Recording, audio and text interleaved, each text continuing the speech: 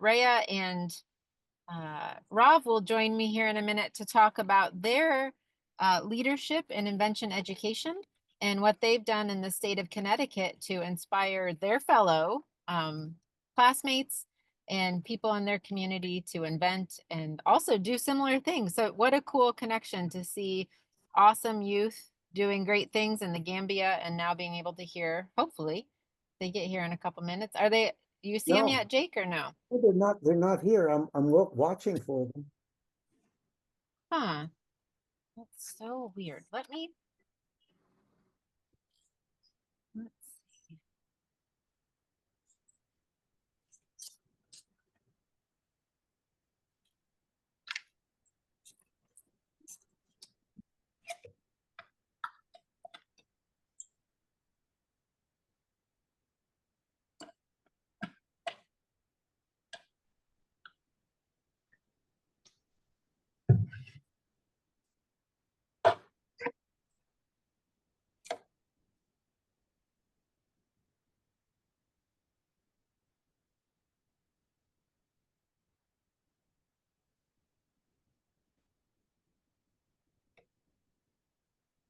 Because they might be on a different Zoom link. So let's see if I can start this Zoom. You're on the right one. So I'm on the right one.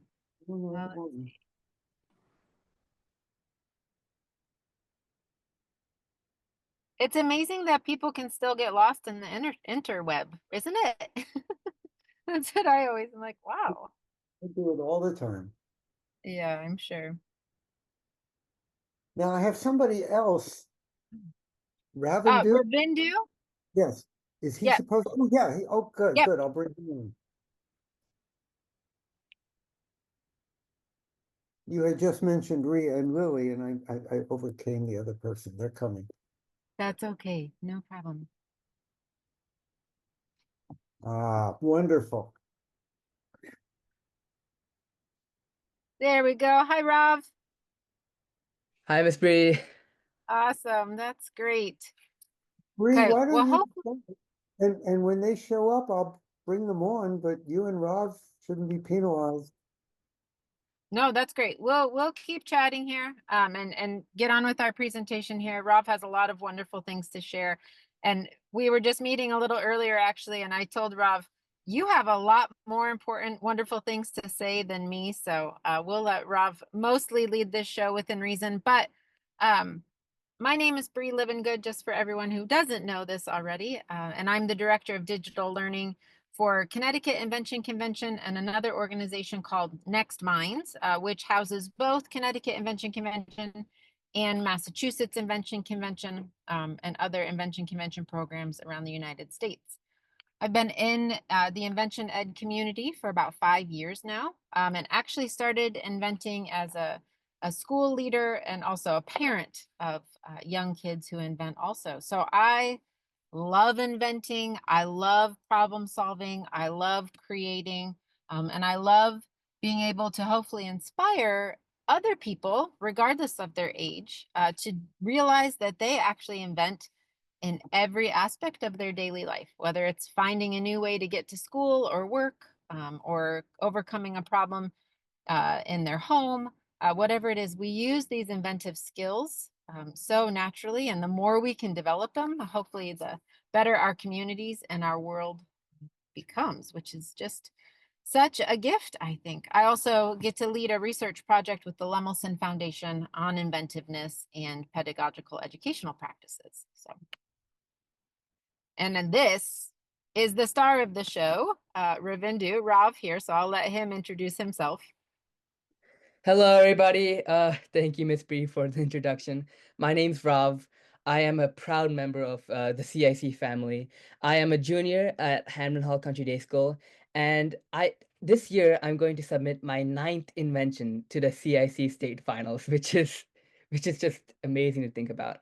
But really, when I think about my journey, I'm always brought back to my first invention. So I did my first invention when I was 8 years old, and at the time, I had no idea what invention was. So I just was really interested about the invention convention program at my school. So I was just like, I just wanted to try it out. And at that point, I had no clue what inventing was. And I had no idea how to even make an invention. But thankfully, there was a format that was given to me. And I decided to just check it out and start making an invention. And the first stage of inventing is research. So there's the brainstorming phase, research phase. And now with the internet, if you have a really good idea, you could search that up. You could search up those problems to see if those problems, if there's already inventions that already exist to solve those problems. So you may already have a really good idea, but sometimes there may already be solutions to that problem, and you may have to think of a new idea. So when I was 8 years old, I didn't really have access to the internet. So I essentially was kind of forced to ask around. I had to ask my parents, family, other relatives, students at my school, friends, teachers, and that's really how I searched for problems at that age. So I ended up asking my mom if there was a problem she had in her daily life, and as a joke, she said that she had trouble kind of reaching up into high shelves to put plates into those higher shelves, and that's essentially where my whole invention was born. So just asking my mom about that and getting that idea. And so now I got the problem. How was I even going to how was I even going to make that invention? Well, I had really no experience with building anything yet. But my dad, he had a shop in the basement. So I decided to ask him for help, and together we ended up making the getter upper, which was my first invention uh, at elementary school. So I realized early on that there's really a community. It started off with my parents, and it kind of expanded on from there. Uh, so it's inventing isn't like something you do alone. You need people. You need a community to help expand and make really good inventions. You need other perspectives. So that's really what I learned on from an early age. And back to my first invention, it actually, believe it or not, it didn't even make it past the school stage, which a little bit disappointing. But the reception of that invention was actually really positive. People really liked seeing my invention. They really found it unique and found that it solved a really unique problem. So despite that loss, I decided to see what I was lacking in some fields in my presentation abilities and kind of bring that on to the next stage. So I decided to improve on my presentation ability. Maybe my invention, my first invention, the Get Upper, maybe it was a good idea, but maybe my presentation skills were kind of lacking. So I decided to improve on that. And my next invention was called the Rising Candle. The Rising Candle was an invention that was designed to help my grandmother, who had Parkinson's disease, light jar candles. And it was a modified candle that could help her reach down and light these candles. And that invention actually ended up whizzing past school stage and making it all the way to the national stage, national level. Thank you. I was, yeah, and from that on, I just, yeah, that's where it all started. And that's where I'm here today.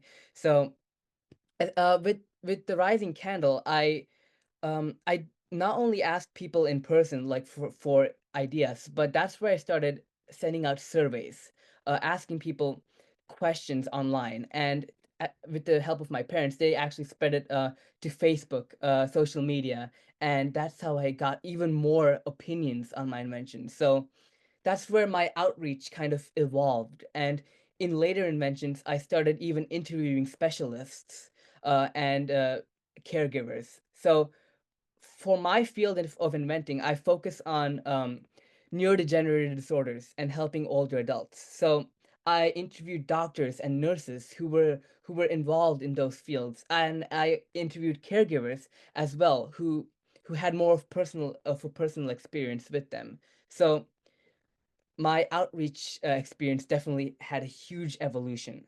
I interviewed uh I interviewed them, and once I actually made a first prototype, I interviewed them again, and from their tips and feedback, I went on to make an even more refined version.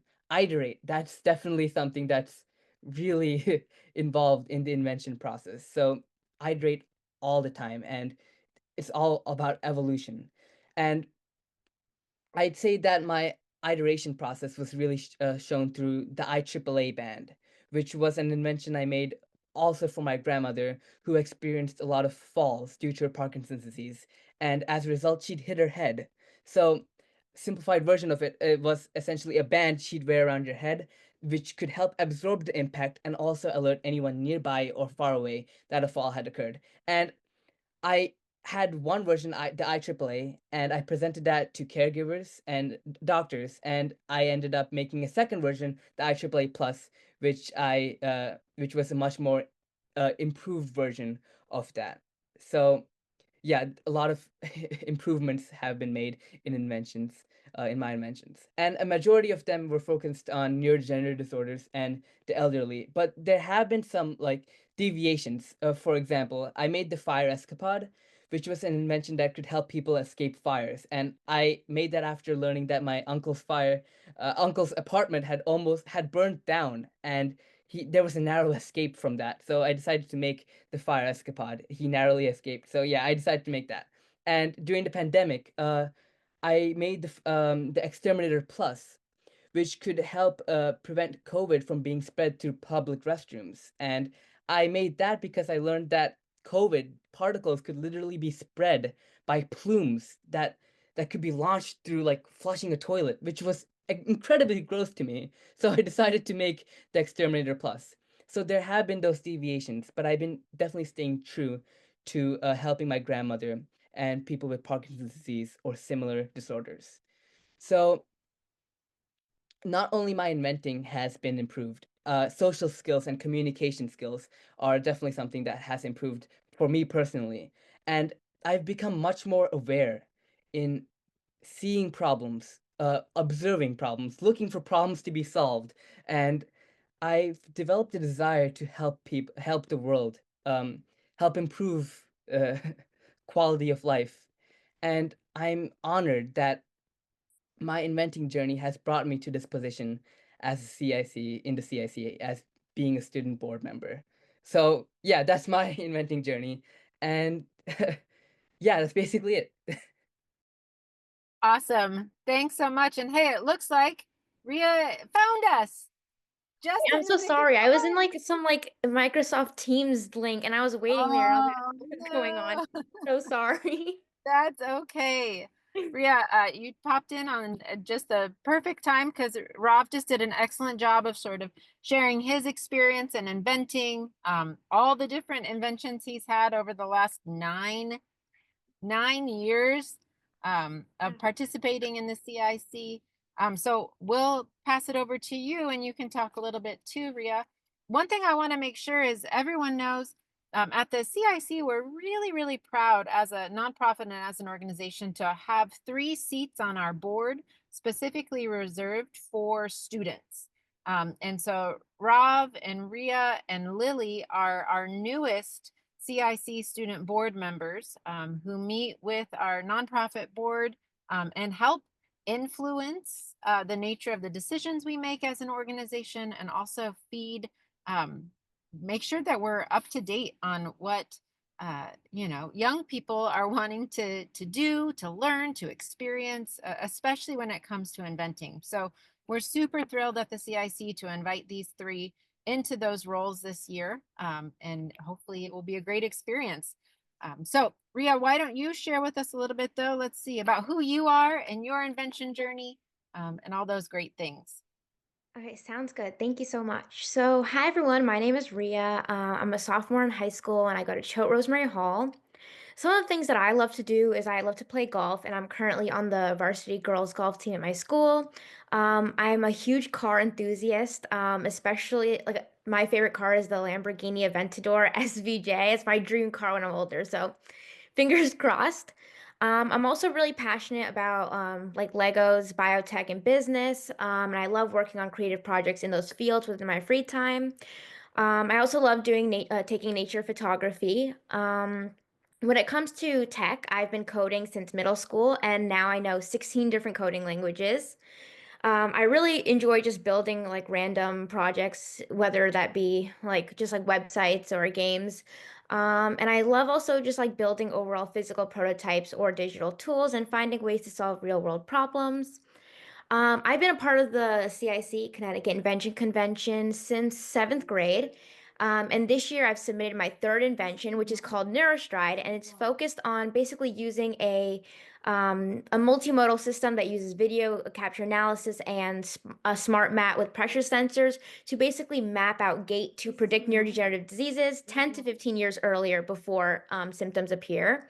And ever since I was little, I've always loved taking things apart and to see if I could put it back together. So inventing has always just been part of who I am. And I'm so excited for the opportunity to represent CIC as a student board member and help support other young inventors. Outside of CIC, I've also won the Congressional App Challenge, placed in science fairs, and I also serve as a copy editor for my school news. I'm also on this leadership council for my school's public health club, which is pretty fun. And I'm currently patenting two inventions, which is a pretty exciting process. And one of which I am already working on getting approved. So 510K approval, like FDA approval. And yeah, thank you for listening. And I can't wait to collaborate with you all to keep the spirit of innovation going. Awesome. Thanks, Ria. Rob, real quick, can you talk about what you've done this year at Hamden Hall as far as starting your own invention convention program, how you've led that out at school? So yeah, I this year I started the invention club at my school, and we've been focused on definitely like invention convention, making a group invention for that, and we've been brainstorming a lot. So we've been thinking we've definitely been brainstorming about like local issues, personal issues, and also one thing we're planning on applying to is MIT Invent Teams, which was a program I got to be kind of a part of after an award I won last year, the Connecticut CIC State Files, and I found that to be such a great experience. So I realized that you could also apply for that as well. And currently, my group and I are thinking of making an invention for that. So we've been looking at a bunch of past inventions, and currently we're still on definitely the brainstorming part.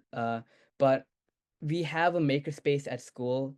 We're thinking of working with some teachers who are very familiar with tech to actually get get an idea for a potential invention and develop it at school. So that's where we are right now, and definitely been a really interesting experience being a leader of a group. And there's it's much more intricate than being like an individual inventor. Again, there's the community aspect, which I've been talking about, and you get to hear much more like unique ideas from different people. So that's definitely been a really cool experience, uh, starting the Invention Club at my school. So yeah. Yeah, that's awesome. Thanks for sharing that.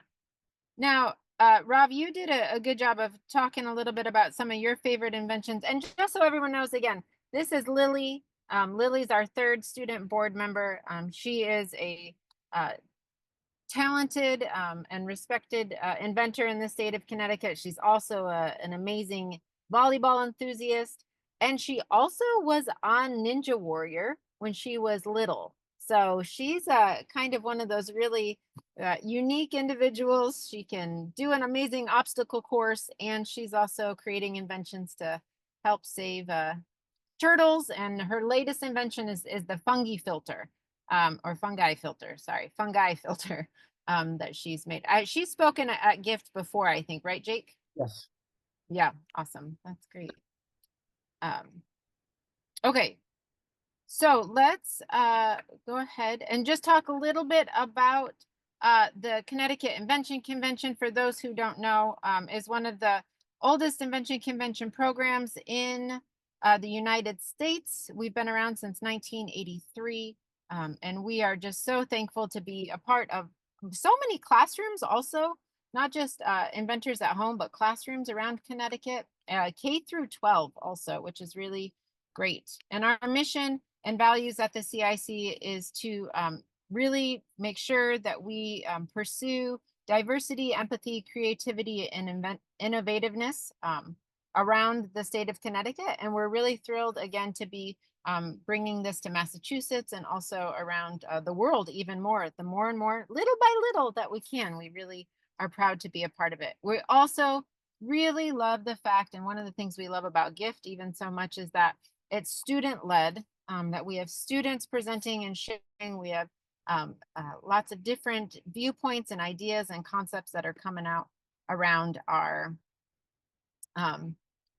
programs, through our programs. So now, Rob and Rhea, this is my question for you. I found these great archival photos of our student board members.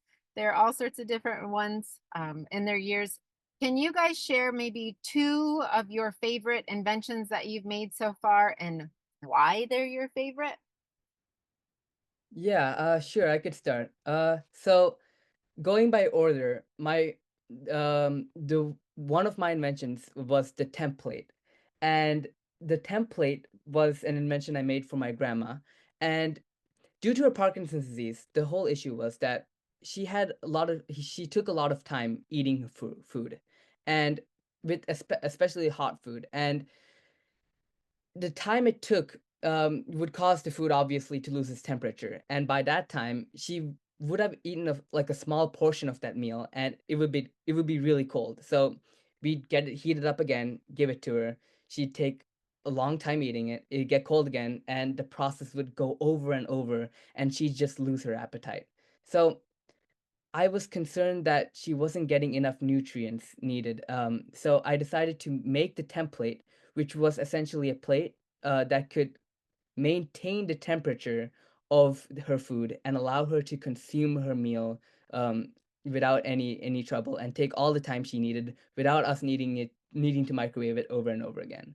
And I really like this invention because not only made it to the national stage, but from there I actually branched off into the Invent It program, which took place at the Smithsonian, and I got first place there. And my invention is now stored at the Smithsonian's National Museum of American History, which is great. It's been there for a while now, and every time I visit DC, I always go check it out and see if it's still there actually. And it's there. It's a reminder for me to continue inventing, that people need inventors in this world, and that we are part of history, which is insane to think about. My next invention was the IAAA plus, IAAA and then IAAA plus, and I actually mentioned it previously, but it was an invention that spanned over the course of 4 years, and uh, I participated in a lot of like competitions that kind of sided along with the invention convention. There was the Harmon Pitch Challenge, which I participated in, where I got first place and won $5,000. And I also participated in the MIT's Eureka Fest, and I showed my invention there.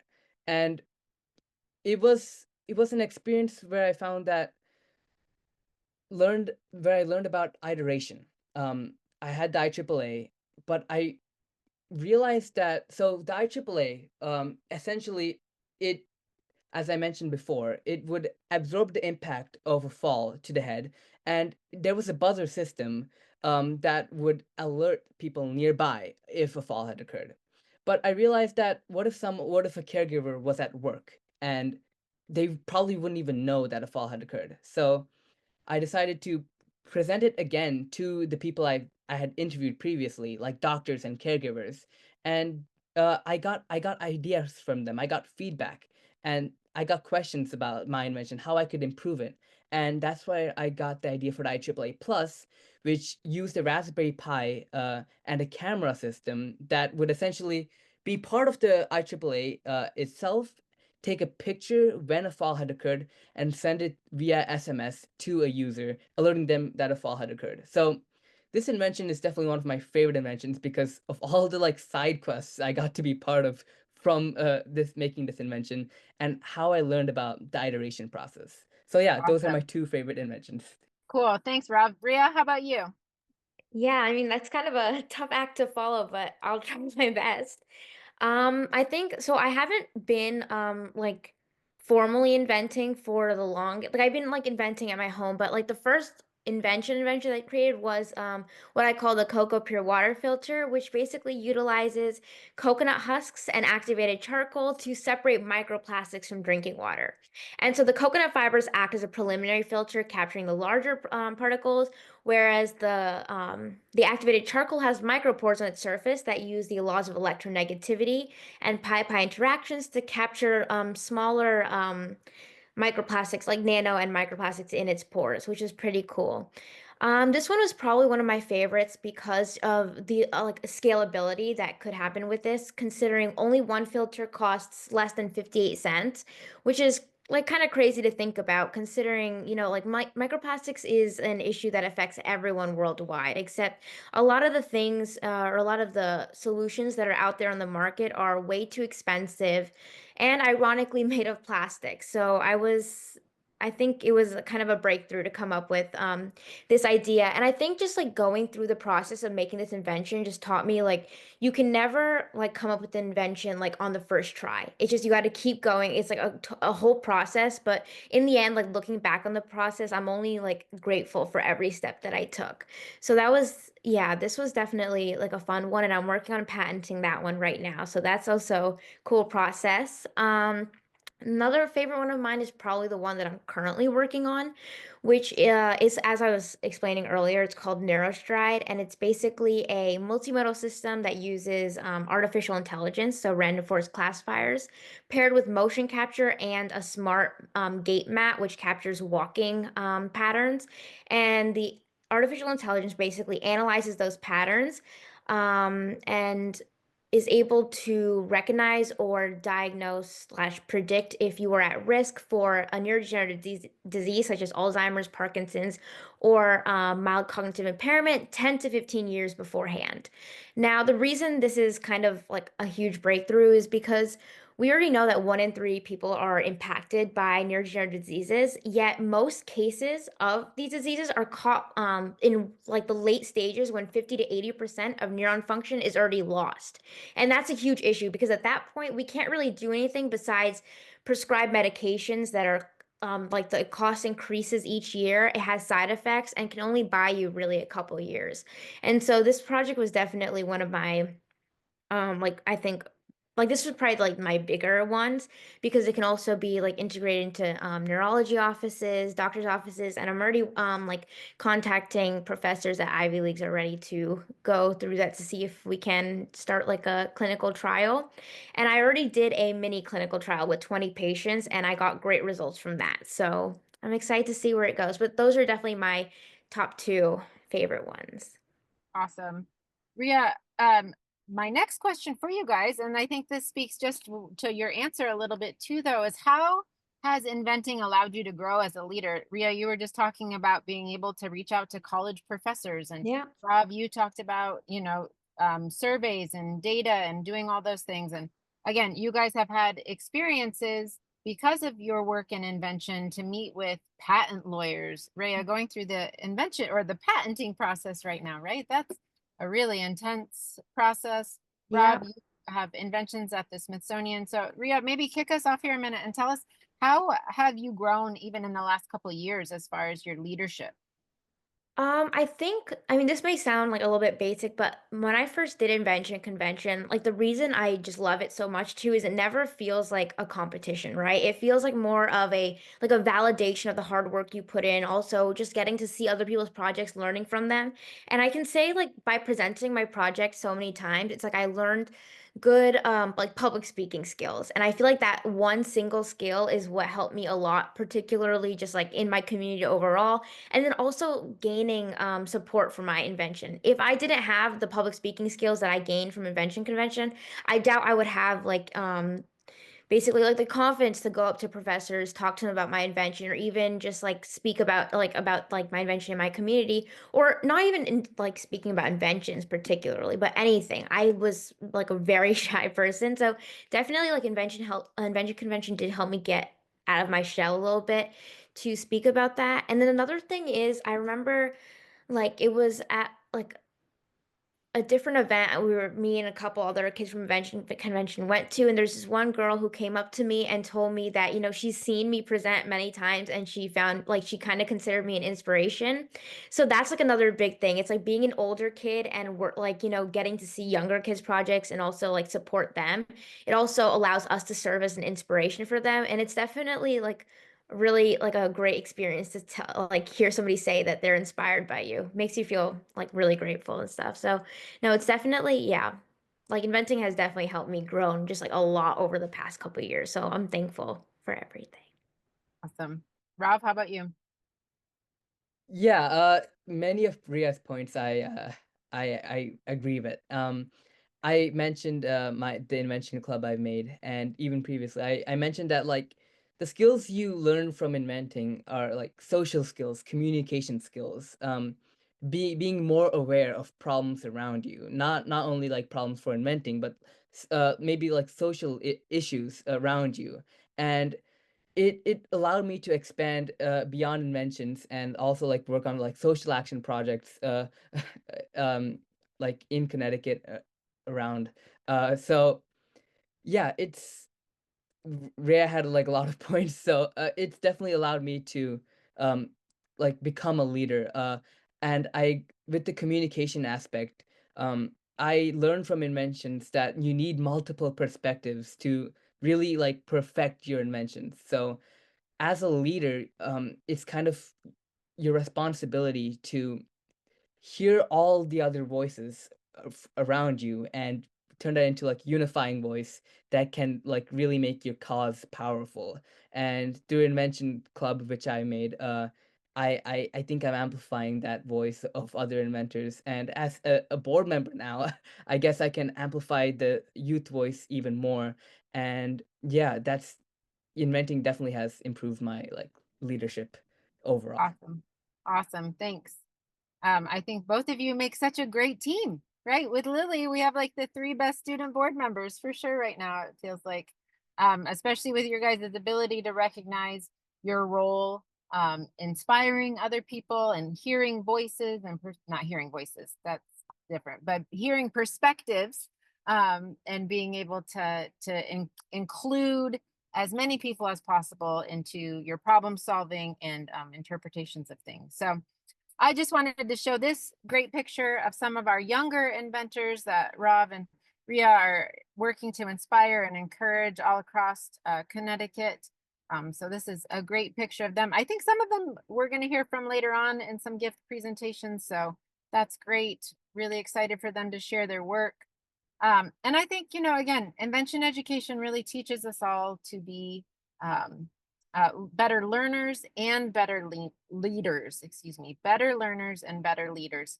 And I really respect that and see that in Ria and Rob and what they do. I want to just throw a little plug out for some of our virtual summer programs that we're running right now through Connecticut Invention Convention. And these are open to anybody around the world. They're all held virtually. So I'll send a QR code later to Jake that hopefully he can send out to people. And you're welcome to join us for a 2 or 3 week program to really increase your inventiveness and make sure that you get plugged into an awesome community too, where you can be encouraged and find some people to look up to. So from everyone at Connecticut Invention Convention, happy inventing. Thanks so much for having us today. Ria and Rob, you guys are just awesome. Thanks for joining me today. And we're so thankful to be able to have presented today. Thank you so much. That was an amazing presentation. That was very interesting, all of your innovations and inventions, and so great to see how well you guys are doing. That definitely inspired me. Awesome. Well, I'll give people a chance to ask a question, but I'm sorry, I get excited. Ria and Rav, what you're doing is very nice, but I want to tell you about something that, in my opinion, you're doing wrong. Okay? Most people are not very creative or clever, and that's why inventing is important to encourage this in people. And many times when you were talking about what you've done, you've mentioned all the awards and honors you've won. And winning an award and honor is nice, but it's other people's opinion of what you have done. And the only thing that should matter to you is your opinion of what you have done. And I have a book that's called The 1000 Inventions That Have Changed the World. And it started off with rocks, really. And when you read the stories, you find that there are two types of inventions. There are small inventions that make a small change or a better, slightly better way of doing something, and the general public can understand that. And then you win an award. But someday you're going to create a huge invention, a massive change, and it will be so different that most people will look at it and go, that's terrible. That's not going to work. Who would want that? And in a sense, the fact that you get this rejection is the proof that you've done a really good job. So don't necessarily rely on what other people think, except for your mother and grandmother, okay? But other than that, go ahead and make something that is so amazing that most people don't realize how amazing it is. End of speech. We'll always take any Jake speeches we can get over here at the CIC. So we respect you a lot, Jake. Thanks for your wisdom.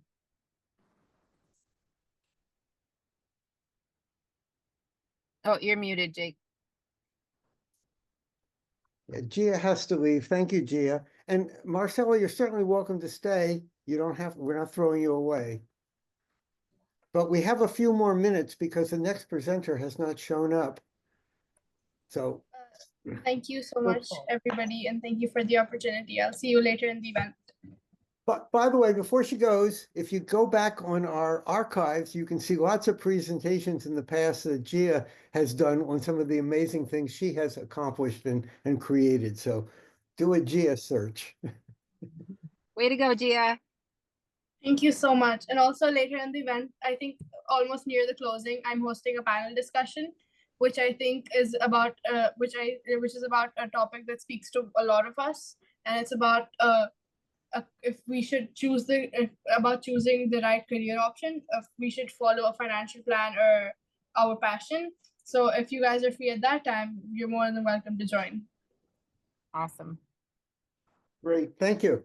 So Jake, thank you very much. Thank you, everybody. Thank you. And I'd like to let here an invitation to bring to Brazil all those amazing inventions in September. We're gonna have a great invention and innovation show in Brazil in September.